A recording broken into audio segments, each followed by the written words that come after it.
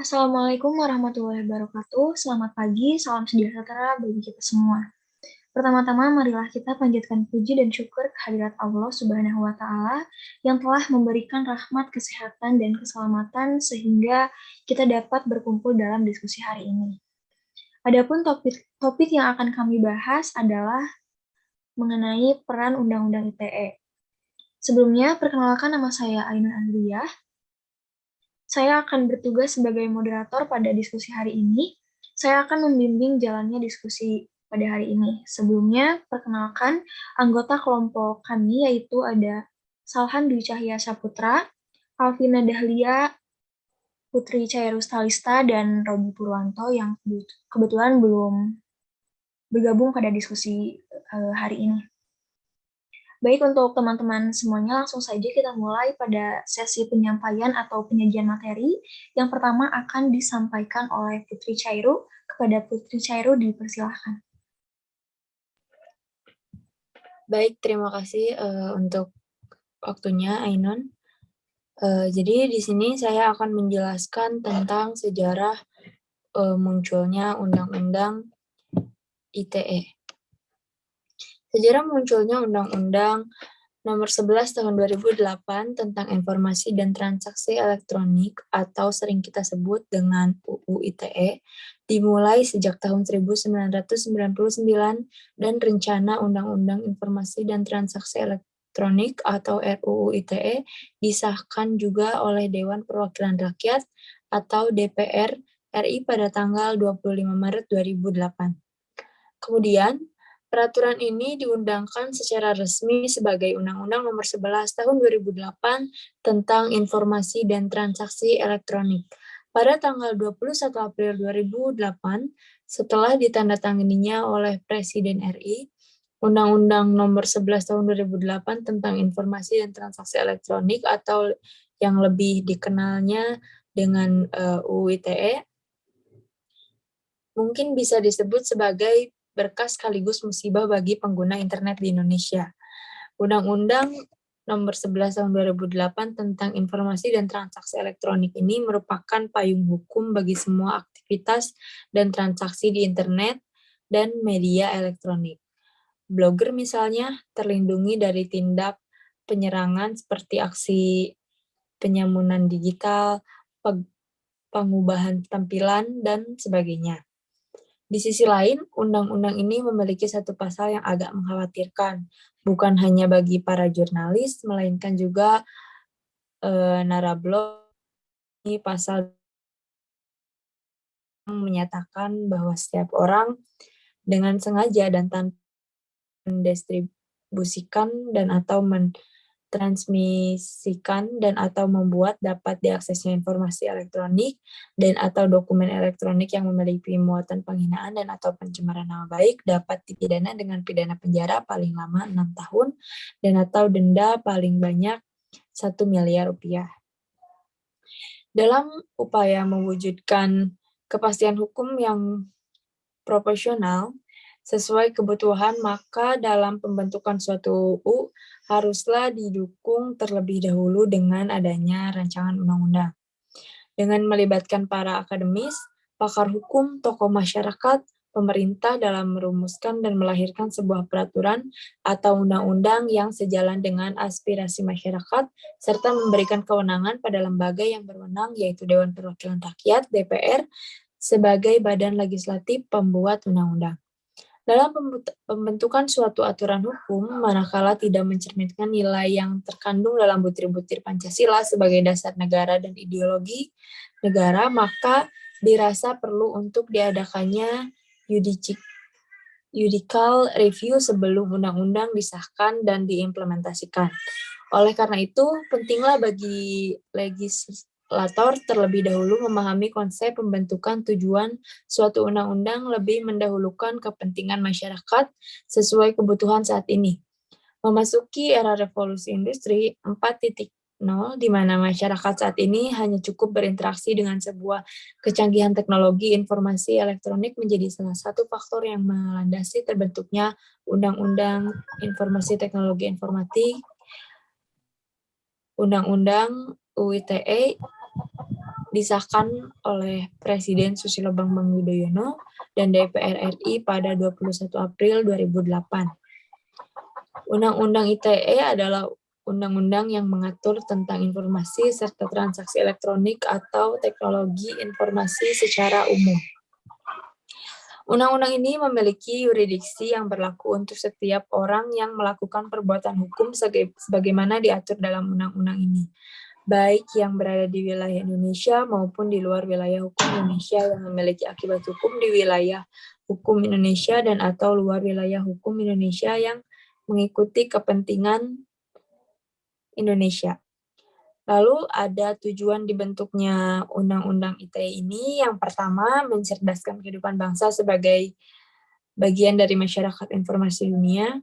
Yang kedua, mengembangkan perdagangan dan perekonomian nasional dalam rangka meningkatkan kesejahteraan masyarakat.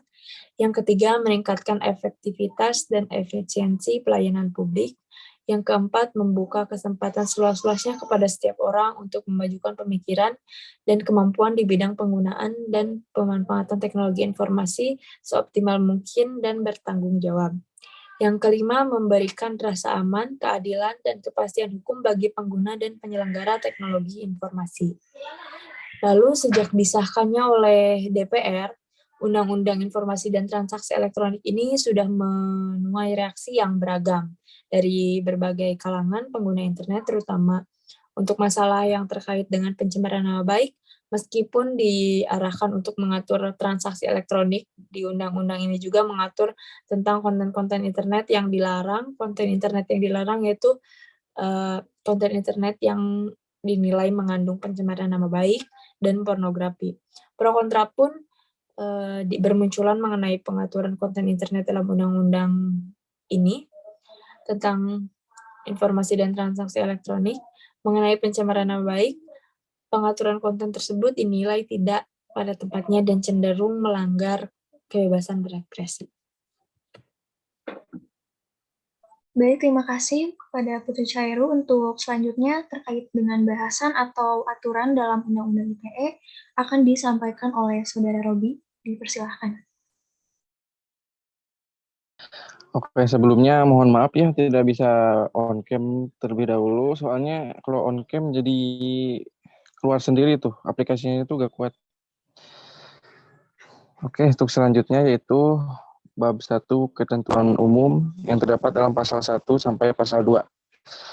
Berisi tentang istilah-istilah yang terdapat dalam undang-undang ini dan mengenai daya pelaku undang-undang ini dapat kita lihat dari pasal 1 yang mana menjelaskan mengenai istilah-istilah seperti informasi elektronik, transaksi elektronik, teknologi informasi, dokumen elektronik, sistem elektronik, penyelenggaraan sistem elektronik, jaringan sistem elektronik, agen elektronik, sertifikat elektronik, penyelenggara sertifikasi elektronik, lembaga sertifikasi, tanda tangan elektronik, penanda tangan, komputer, akses, kode akses, kontrak elektronik, pengirim, penerima, nama, domain, orang, badan usaha, dan pemerintah. Hal ini dilakukan agar terdapat kesepahaman mengenai istilah-istilah yang digunakan dalam Undang-Undang nomor 11 tahun 2008 ini. Selanjutnya, bab 2, asas dan tujuan, terdapat pada pasal 3 sampai pasal 4. Berisi tentang asas dan tujuan dari pemanfaatan teknologi informasi dan transaksi elektronik. Di sini dalam pemanfaatannya, teknologi informasi dan transaksi elektronik memiliki tujuan yang positif, antara lain mencerdaskan kehidupan bangsa, mengembangkan perdagangan, serta perekonomian nasional, meningkatkan efektivitas dan efisiensi publik, memberikan kesempatan kepada orang seluas-luasnya untuk memajukan pikiran dan kemampuan, dan memberikan rasa aman kepada pengguna teknologi informasi. Oleh karena itu, dalam pemanfaatannya diperlukan etikat yang baik dalam penggunaannya. Selanjutnya, bab 3, informasi, dokumen, dan tanda tangan elektronik. Terdapat pada pasal 5 sampai pasal 12. Berisi tentang informasi elektronik dan atau dokumen elektronik dan atau hasil cetak yang merupakan alat bukti hukum yang sah. Dalam bab ini juga membahas mengenai tanda tangan elektronik, bila saya kaitkan antara bab 3 ini dengan realita yang ada, maka saya akan mengambil contoh mengenai forum jual beli online atau situs-situs yang menawarkan produk kepada konsumen secara online. Dapat dibilang hal ini sebagai hak kita untuk mendapatkan perlindungan secara hukum dalam bertransaksi secara online.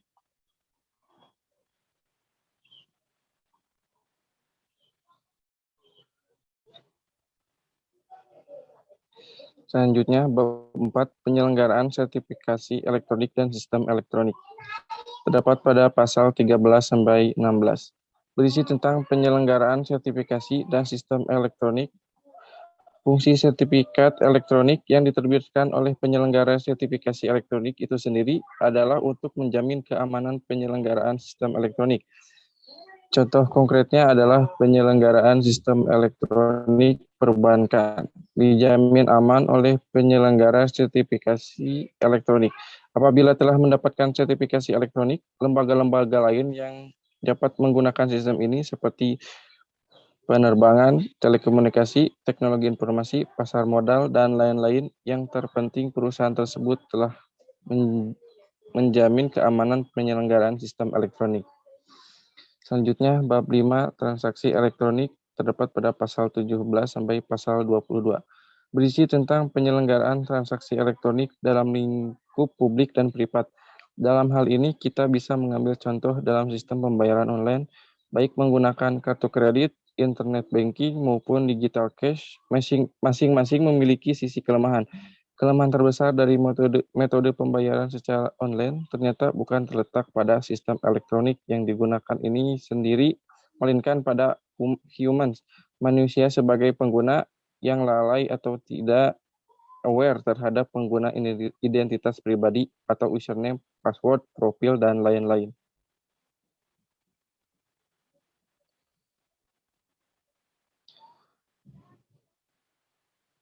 Yang selanjutnya itu bab 6, nama domain, hak kekayaan intelektual, dan perlindungan hak pribadi. Berisi tentang nama domain, kekayaan intelektual, dan perlindungan hak pribadi. Pembahasan pada bab 6 ini berkaitan dengan informasi elektronik yang disusun menjadi karya intelektual, desain situs internet, dan karya-karya intelektual yang ada di dalamnya dilindungi sebagai hak kekayaan intelektual berdasarkan perlindungan perundang-undangan yang berlaku. Hal ini sama saja dengan perlindungan hak paten atas terciptanya suatu karya pribadi. Selanjutnya itu bab 7, perbuatan yang dilarang, terdapat pada pasal 27 sampai pasal 37. Berisi tentang perbuatan yang dilarang dalam informasi elektronik dan atau dokumen elektronik. Jelas sekali bahwa bab ini mengatur mengenai etika kita dalam mendistribusikan informasi elektronik. Tidak boleh mengandung hal yang melanggar seperti norma kesusilaan, penghinaan, pencemaran nama baik, dan hal-hal negatif lainnya. Seperti kalau kita melihat dari fenomena sekarang, bagaimana terdapat kasus hukum lainnya yang bermula dari pelanggaran dalam pendistribusian informasi elektronik. Sebagai contoh, penyebaran video porno, tweet war, yang pada akhirnya berujung pada penghinaan dan masih banyak kasus lainnya.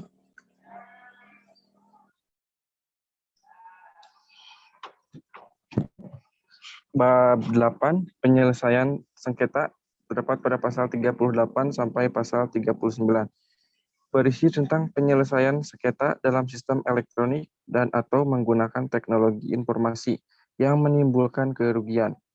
Masih berkaitan dengan bab 7, jika terjadi sengketa atau permasalahan yang terjadi, maka kasus tersebut dapat dibawa ke dalam ranah hukum perdata bahkan pidana. Karena di negara Indonesia, hukum ini masih sulit ditegakkan undang-undang tersebut karena masih kurangnya bukti yang dapat menjerat pelakunya dalam ranah hukum. Maka diperlukan proses pembuktian.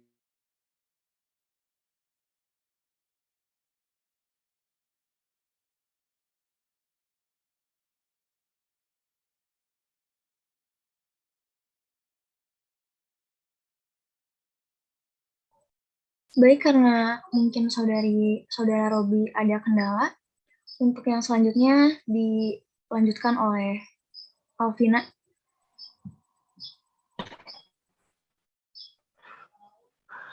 Oke, maaf ya tadi keluar sendiri tadi sampai mana ya? Ya, baik, silakan dilanjutkan. Oh, jika terjadi sengketa atau permasalahan yang terjadi, maka kasus tersebut dapat dibawa ke dalam ranah hukum perdata bahkan pidana. Karena di negara Indonesia hukum ini masih sulit ditegakkan undang-undang tersebut karena masih kurangnya bukti yang dapat menjerat pelakunya dalam ranah hukum, maka diperlukan proses pembuktian dengan menggunakan bukti-bukti yang kuat. Selanjutnya bab 9 tentang penyidikan terdapat pada pasal 40 sampai pasal 41 berisi tentang peran pemerintah dalam pemanfaatan teknologi informasi dan transaksi elektronik, serta peran masyarakat dalam pemanfaatan teknologi informasi dan transaksi elektronik. Dengan bertambahnya waktu, maka perkembangan teknologi informasi semakin maju pula.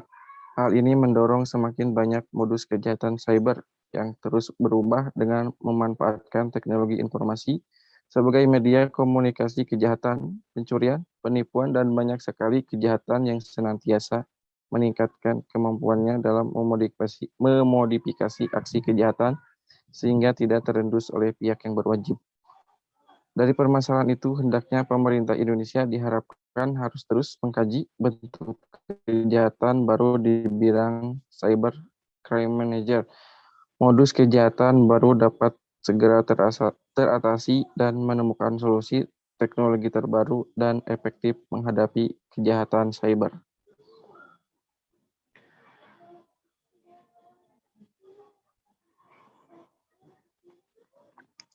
Bab 10 tentang penyidikan terdapat pada pasal 42 sampai pasal 44.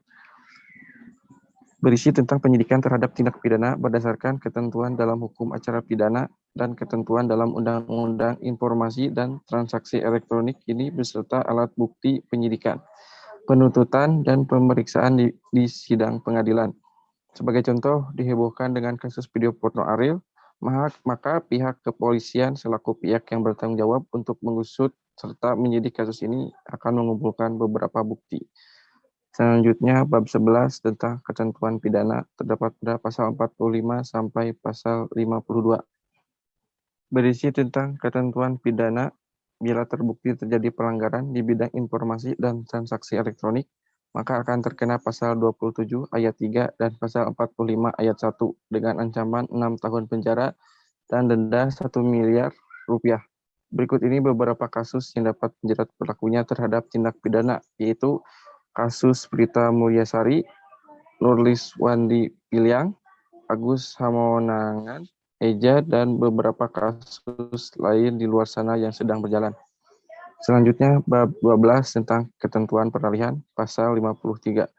Menginformasikan bahwa segala peraturan lainnya dinyatakan berlaku selama tidak bertentangan dengan Undang-Undang ITE dan terakhir bab 13 pasal 5 penutup. Baik, terima kasih Saudara Robi. Untuk selanjutnya materi terkait dengan peranan Undang-Undang ITE yang akan disampaikan oleh Saudara Salhan, dipersilahkan.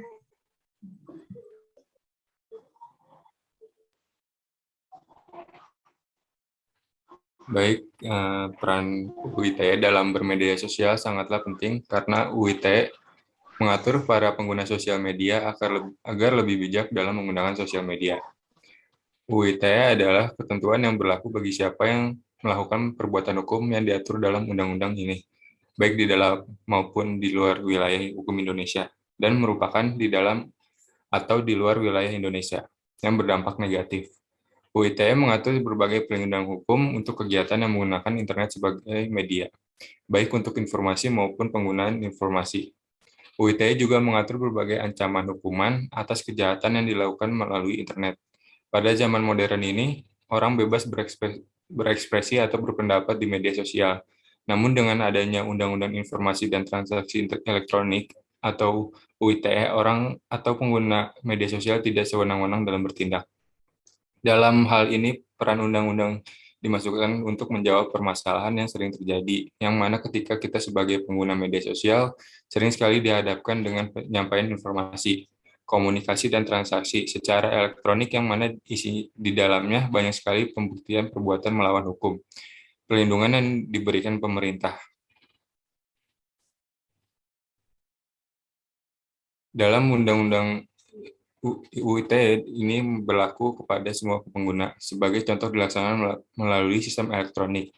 Esensi UITE melingkupi seluruh transaksi berbasis elektronik seperti komputer serta jaringan dan memiliki kekuatan hukum. UITE yang diharapkan mampu untuk mengatur seluruh sistem yang terlibat kendala hukum dengan hukum berkaitan dengan dunia internet atau cyber. UI ini diperuntukkan kepada pengguna yang ada di Indonesia maupun ada di luar. Tetapi lebih dikhususkan UIT berlaku untuk setiap orang Indonesia yang memiliki akibat hukum di Indonesia atau seluruh masyarakat Indonesia yang di luar Indonesia yang bersangkutan dengan hukum Indonesia yang diharapkan bisa mengatur segala yang bersangkutan dengan hukum yang diharapkan bisa mengatur segala yang telah diatur Undang-Undang Nomor 11 Tahun 2008 tentang Informasi dan Transaksi Elektronik, sebagaimana yang telah diubah oleh Undang-Undang Nomor 19 Tahun 2016. Baik, terima kasih Saudara Salhan. Untuk yang selanjutnya, contoh kasus atau pelanggaran Undang-Undang ITE yang akan disampaikan oleh saya sendiri.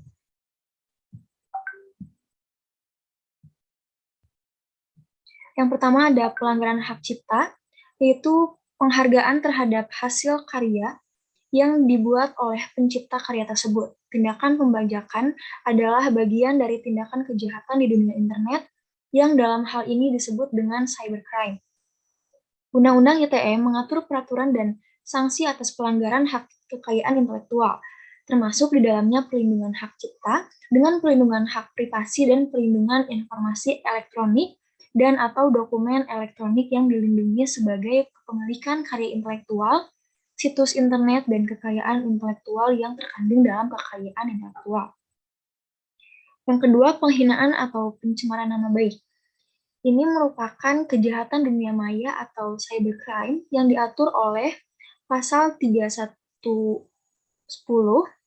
sampai 321 KUHP dan pasal 1127 ayat 3 Undang-Undang ITE. Pencemaran nama baik adalah perbuatan menyebarkan informasi yang tidak benar, biasanya berupa pencemaran nama baik terhadap orang yang merugikan orang tersebut, yang dapat menuntut pencemaran nama baik dan melakukan pencemaran yang dipidana dengan pidana penjara dan denda. Yang ketiga, ujaran kebencian. Dari kata-kata kasar kepada orang lain, ungkapan jahat, hasutan hingga kebencian, kata-kata yang sangat bias, hasutan yang mengarah pada kekerasan hingga kebencian. Dalam pasal 28 ayat 2, kesengajaan dan informasi yang dimaksud untuk menimbulkan kebencian atau permusuhan terhadap individu dan atau kelompok individu tertentu atau dasar suku, agama, ras, dan antar golongan atau sara. Menyatakan bahwa ia tidak berhak menyebarkan apapun. Ujaran kebencian meliputi hinaan, provokasi, tindakan ofensif, hinaan, dan penyebaran berita bohong yang semuanya dilakukan dengan hasutan untuk pemusuhan. Selanjutnya yaitu berita bohong atau hoax yang menyebarkan berita palsu. Hampir semua pihak yang tidak bertanggung jawab berbohong dengan sengaja menyebarkan informasi palsu. Berita hoax telah memulai penyebaran informasi elektronik dan jenis transaksi elektroniknya. Dan semua ketentuan hukum terkait keduanya diatur dalam Undang-Undang ITE. Berita hoax adalah berita bohong yang disebarluaskan dengan cara yang ditargetkan untuk mencapai tujuan tertentu. Jika ternyata Anda menyebarkan berita bohong atau hoax yang termasuk dalam pasal 28 Undang-Undang ITE, maka akan dipidana dengan pidana penjara paling lama 6 tahun atau denda paling banyak 1 miliar. Kemudian permuatan judi atau perjudian online yang dilakukan seperti permainan komputer biasa. Dalam perjudian ini melalui internet, taruhan bisa dibayarkan secara langsung, tetapi langsung ke nomor rekening yang disediakan oleh situs web. Perjudian online diatur sebagai perbuatan yang dilarang oleh pasal 27 ayat 2. Artinya, untuk membuat dokumen elektronik, termasuk informasi elektronik dan atau konten perjudian, tersedia dan atau ditransmisikan dan atau tersedia bagi siapapun secara sukarela tanpa izin. Lalu yang terakhir ada hacking. Dalam Undang-Undang ITE membahas masalah peretasan atau hacking, terutama terkait dengan akses internet sah ke komputer orang lain.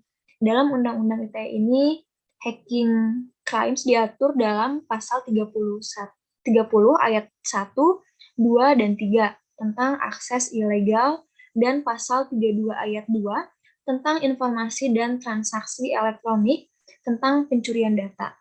Undang-Undang nomor 11 tahun 2008 meningkat. Undang-Undang ITE juga mengatur sanksi terhadap peretas, artinya tindakan kejahatan hacking ini akan dihukum dengan hukuman penjara dan denda. Untuk selanjutnya ada analisis kasus yang akan disampaikan oleh Saudari Alvina, dipersilahkan.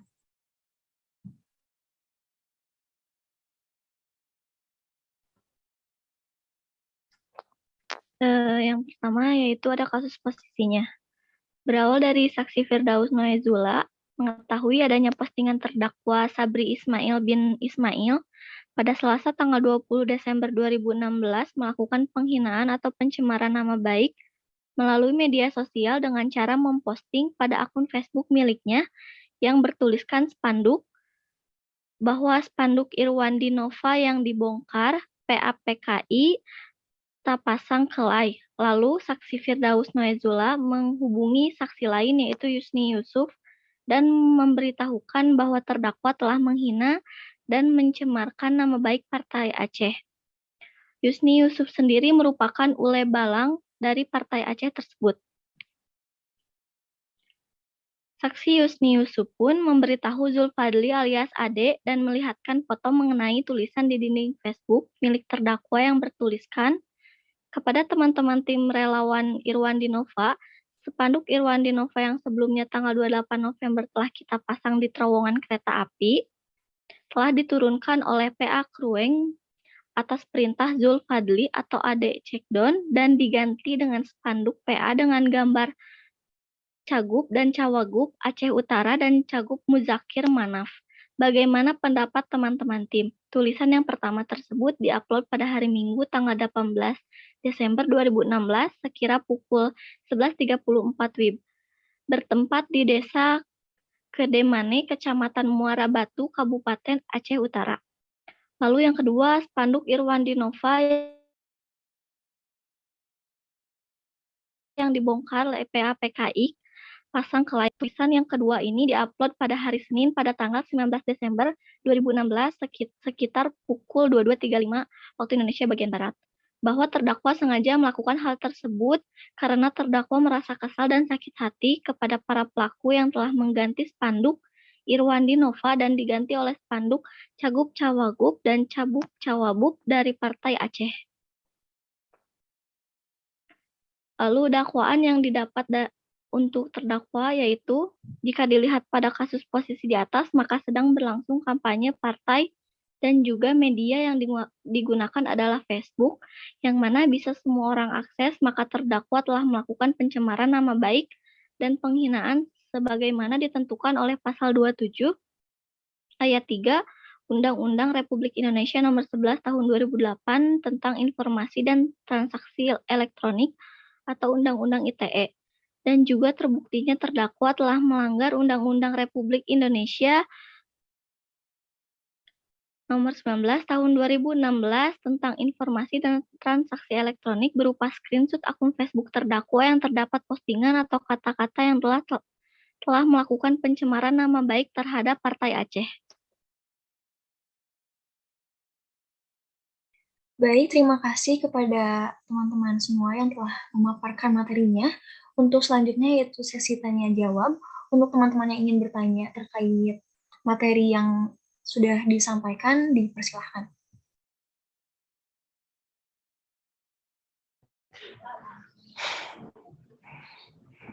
Oke, saya izin bertanya mengenai UIT ini. Apa sih alasan pemicu dibuatnya Undang-Undang Informasi dan Transaksi Elektronik ini? Ada yang bisa jawab nggak? Baik, saya coba jawab ya.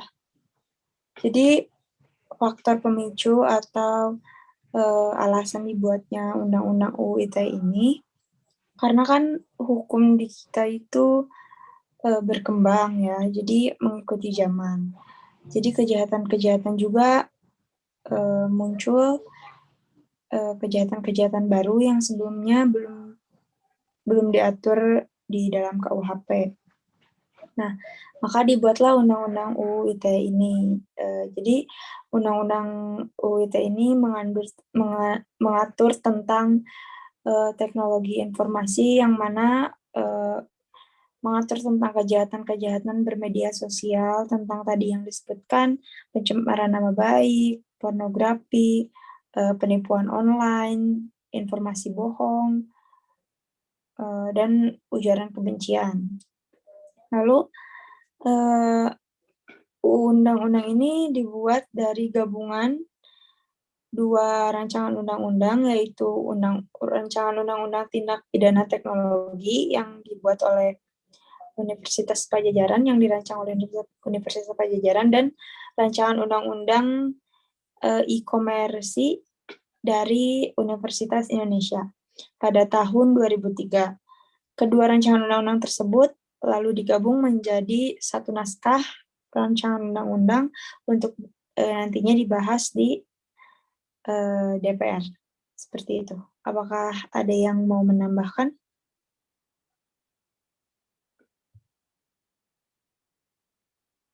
Cukup, Arabi? Untuk Saudara Robi, apakah cukup? Ya cukup. Terima kasih.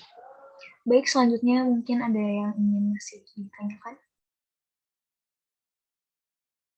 Izin bertanya. Silakan, Alvina. Tadi kan Robi itu membahas tentang resume Undang-Undang ITE. Jadi pertanyaannya, apakah Undang ITE tersebut perlu direvisi atau tidak ya?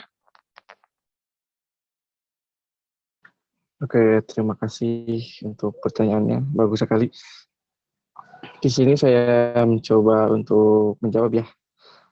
Mengenai merevisi atau tidaknya Undang-Undang ITE ini, bagi saya perlu direvisi ya, terutama terhadap pasal-pasal karet seperti pasal 27 ayat 3 mengenai pencemaran nama baik itu. Banyak sekali orang-orang yang terjerat dalam pasal itu, padahal mereka itu tidak salah sama sekali, hanya mereka itu menyampaikan kebenaran lewat media sosial, tetapi ada singgung tuh, tidak menerima atas postingan orang tersebut. Contohnya tuh seperti kita tahu lah pada Bu Baik Nuril tuh. Dia kan awalnya tuh menceritakan tentang pelecehan yang dialami dirinya yang dilakukan oleh kepala sekolah di sekolah tersebut. Si Ibu Baik Nuril itu memposting deh tentang kebenaran apa yang dilakukan si kepala sekolah tersebut. Tapi si kepala sekolah tersebut tidak menerima apa yang dikatakan Bu Baik Nuril tersebut, lalu melaporkan deh, memakai pasal 27 ayat 3 itu, menjerat tentang pencemaran nama baik. Tapi setelah si Bu Baik Nuril mencoba untuk meminta bantuan dari Pak Presiden, akhirnya si Bu Baik Nuril dibebaskan dan kasusnya tuh dianggap selesai. Seperti itu. Terdapat beberapa pasal karet yang membuat kegaduhan lah di masyarakat. Ini sebaiknya harus direvisi agar terdapat kepastian hukum tuh. Seperti itu. Bagaimana? Teman-teman ada yang mau menambahkan tentang pasal karet yang lain? Iya, izin menambahkan juga untuk yang tadi revisi itu, sebenarnya Undang-Undang ITE ini telah mengalami satu revisi pada tahun 2016, tepatnya di bulan Agustus. Dari 54 pasal, ada 7 pasal ketentuan yang direvisi, diantaranya penegasan soal delik pencemaran nama baik adalah delik aduan, di mana pada ketentuan sebelumnya merupakan delik umum, salah satunya itu. Baik, untuk Alvina, apakah jawabannya dirasa cukup? Udah cukup, terima kasih. Untuk teman-teman yang lain, apakah masih ada pertanyaan untuk diskusi hari ini?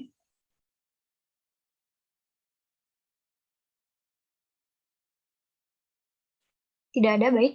Kalau tidak ada, maka diskusi ini dapat saya simpulkan bahwa Undang-Undang ITE ini dibentuk karena yang pertama ada hukum di negara kita terus berkembang, banyaknya kejahatan yang terjadi di media digital yang dimana sebelumnya belum ada pengaturan yang mengatur, dan Undang-Undang ITE ini merupakan gabungan dari RUU Tindak Pidana Teknologi Informasi dari Universitas Pajajaran dan juga RUU E-commerce dari Universitas Indonesia.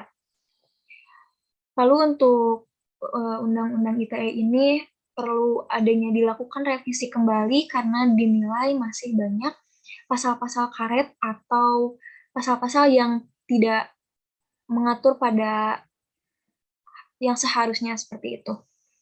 Baik, saya demikian presentasi kelompok ini kami sampaikan. Saya sebagai moderator mohon maaf atas kekurangannya dan terima kasih untuk perhatiannya serta terima kasih kepada teman-teman dari kelompok saya yang telah menyempatkan waktunya untuk berdiskusi. Sekian, terima kasih. Wassalamualaikum warahmatullahi wabarakatuh. Waalaikumsalam Waalaikumsalam warahmatullahi wabarakatuh.